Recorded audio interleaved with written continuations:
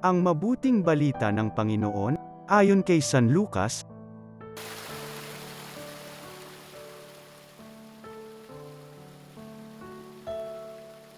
Noong panahong iyon, pumunta si Jesus sa isang bayang tinatawag na Nain.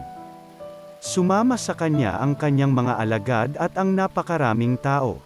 Nang malapit na siya sa pintuan ng bayan, nasalubong niya ang libing ng kaisa-isang anak na lalaki ng isang babaeng balo. Marami ang nakikipaglibing.